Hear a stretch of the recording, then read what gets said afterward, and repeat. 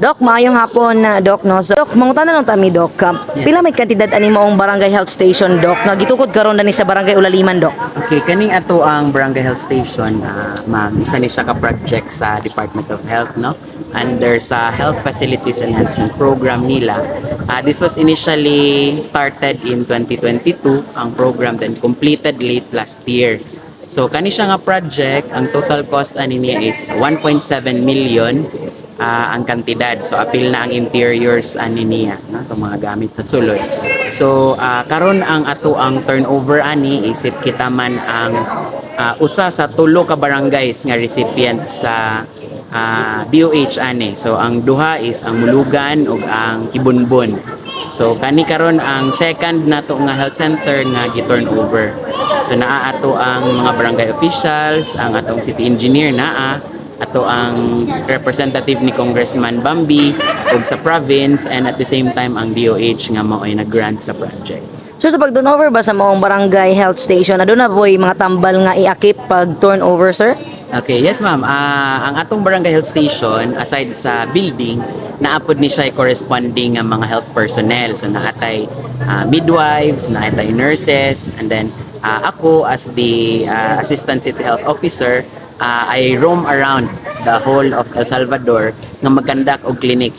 So naapod tay ginahatag nga basic essential medicines diri sa ato ang bag-ong health center ug sa uban mga health centers diri sa syudad. Sir, sa ba ang mga services ang pwede i-cater sa barangay health station, sir? Okay, ang mga basic services nato ma'am no sa kaning mga mabdos, buros nato, ang ilahang prenatal na diri sa i-cater na sa atong health personnel, usab sa atong mga bata nga ginabakunahan so sa ilang immunization program.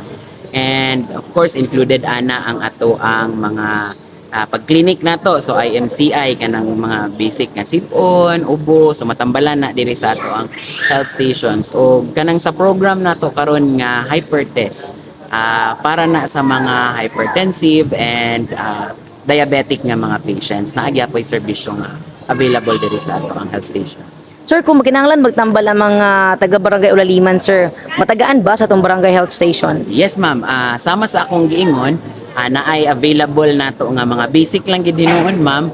This is also ga-follow me sa mandate ana sa DOH nga kung unsa lang to ang pwede nga ma-dispense nato dire. For advanced cases na ma'am, didto nato sila dalon sa ato ang main city health office didto sa sentro.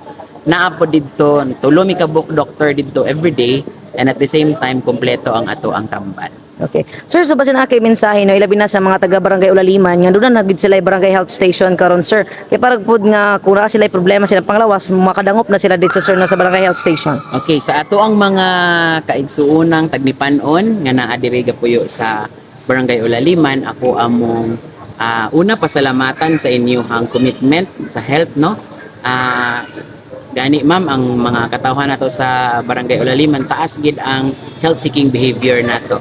Bisan pa man atong wala pa ilahang bagong health station. So karon nga naatay bagong building sa inyong center, ako ang panghinautan nga magpadayon ng inyong kaikag sa pag avail sa ato ang mga serbisyong panglawas dinhi sa atong Barangay Health Station sa Ulaliman. Daghang kayong salamat, Doc. Thank you ma'am.